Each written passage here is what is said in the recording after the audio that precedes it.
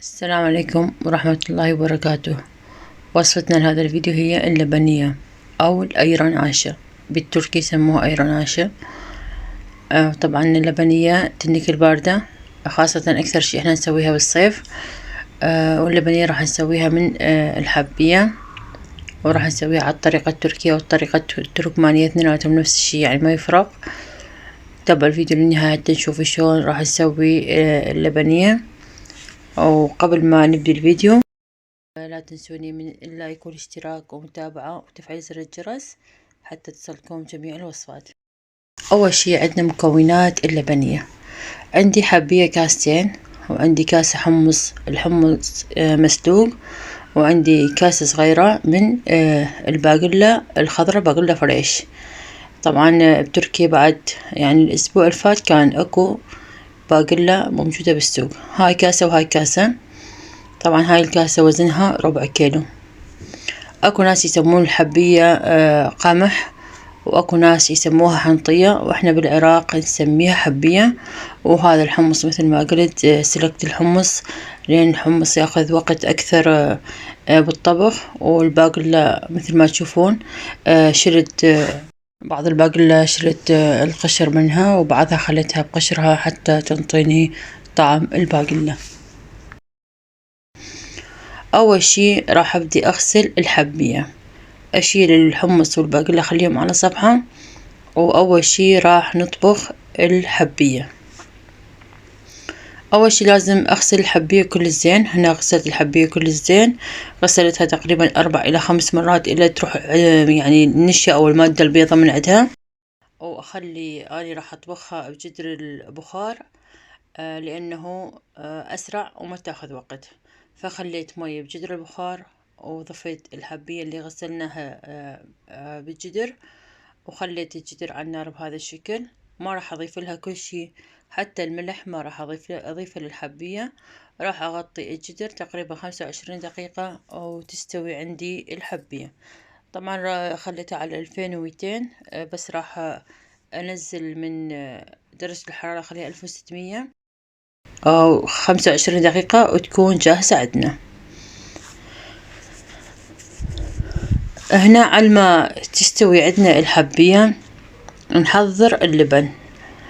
عندي هذا اللبن احنا او اني اشتري اللبن من سوق الألبان. هذا لبن مال بقر وماعز مخلوط، يخلونه بكيس يشخلون المي منه ويصير بهذا الثخن. طبعا كمية اللبن هي كيلوين، راح استخدم كيلوين لبن لهاي الوصفة. 3 معالق كبار من النشا، ملعقة كبيرة من الملح، وراح نشوف بعدين اذا نحتاج ملح راح نضيف ملح ايضا. طبعا ثخينة كلش، فراح بالمضرب اليدوي اللي هو من البلاستيك حتى الجدر لا يتأذى، اخلي مي واخلط بهذا الشكل الى ان يذوب اللبن تماما. طبعا المي اللي ضفته هو بارد، تقدرون تخلون مي حار ما يفرق. وكمية المي اللي ضفتها بالبداية هي 2 لترين. فمثل ما تشوفون ذاب اللبن بهذا الشكل. هسه راح اكمل بعد مي وارفع على النار لحد ما يغلي. ومثل ما واضح اللبن ذاب وصار عندي، صار مثل الشنين احنا نقول بالعراق، صار بهذا الشكل. هسه راح اشيل الجدر وارفع على النار واظل احرك باللبن الى ان يغلي. ما اعوف ايدي من التحريك حتى لا يفصل عندي اللبن او يصير عندي اللبن بصفحة والمي بصفحة.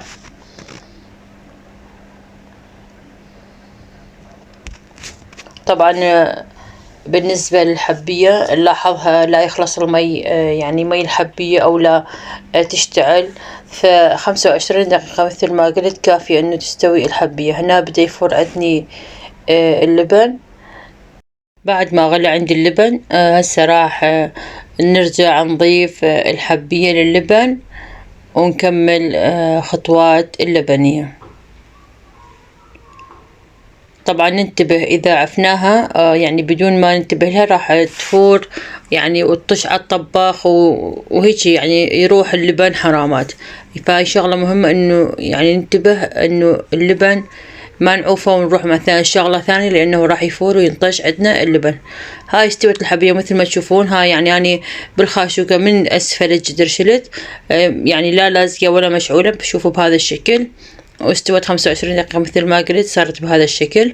راح أبدي أضيفها لللبن. اللبن هو ويغلي طبعا نضيفها نقول بسم الله ونبدي نضيف الحبية بهذا الشكل. نضيف كل الكمية اللي عندنا. طبعا هذا أكبر جدر عندي استخدمته.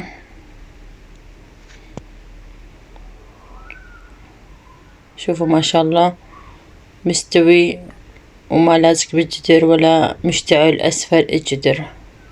طبعا يراد لها بعد مي راح أضيف لها بعد مي بس أكمل كل الكمية. هسه راح أضيف الحمص وأضيف الباقلة. طبعا أنا سلقت الباقلة شي 10 دقايق وذبيت المي مال الباقلة حتى لا يسود لي اللبن. أخلطها بهذا الشكل. يراد لها مي لأن ثخينة بعد. هسه راح أضيف لها النعناع فريش. إذا ما متوفر عندكم نعناع فريش أو نعناع تازة تقدرون تضيفوا لها نعناع يابس. وأنا ما قطعت النعناع لأن بقسم من أولادي ما يأكلون نعناع حتى يشيلوه بسهولة. وهنا ضفت لها بعد ملح وهمينا أرجع أخلطها أو أحركها بهذا الشكل. وهاي ضفت لها مي بعد وأحركها تحريكتين 3 هيجي وأخليها تغلي شي 10 دقايق حتى تتمازج أو تمتزج المواد كلها مع بعضها وتصير جاهزة للتقديم. هنا جهزت عندي اللبنية أو الأيران عاشة. هسه راح أبدي أفرغها بهذا الشكل. عندي هاي صحونة عميقة بايركس عميق أي شي المتوفر عندكم تقدرون تستخدموه. طبعا أول شي نصب ناخذ من يعني الحبيبات أو الحب اللي خليناه من الحبية والباقلة والحمص ونرجع ناخذ من الوجه من هذا المي أو اللبن اللي موجود حتى لا يظل مثلا نصب الحب ويبقى بس اللبن فوق. وأزينها بنعناع وبعدين أخليها تبرد. طبعا اكو ناس تحب تاكلها باردة تكون كلش تخلوها تبرد أو خليها تبرد بعدين دخلها الثلاجة.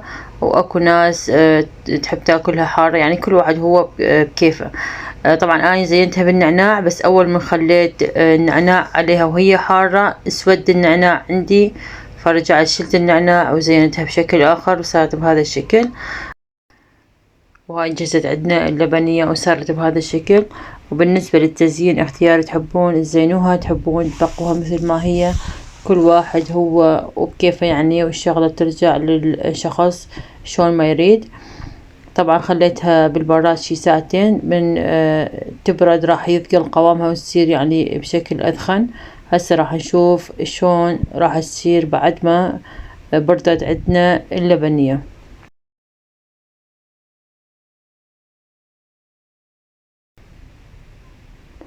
هنا نجي نشوف ونذوق شلون صارت. نقول بسم الله. شوفوا بردت صار على وجه اللبنية مثل قشوة وهذا قوامها بعد ما بردت. شوفوا قوامها يصير بهذا الشكل.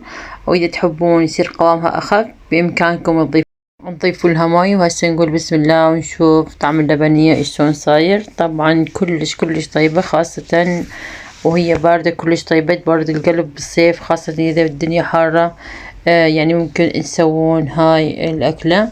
وهنا نكون وصلنا لنهاية الفيديو. أتمنى أن تكون عجبتكم الوصفة واستفدتوا منها وإن شاء الله نلقاكم فيديوهات جديدة. ولا تنسوني أن تدعموني بلايك واشتراك ومتابعة وتفعيل الجرس حتى تصلكم جميع الوصفات. وألقاكم إن شاء الله فيديوهات جديدة.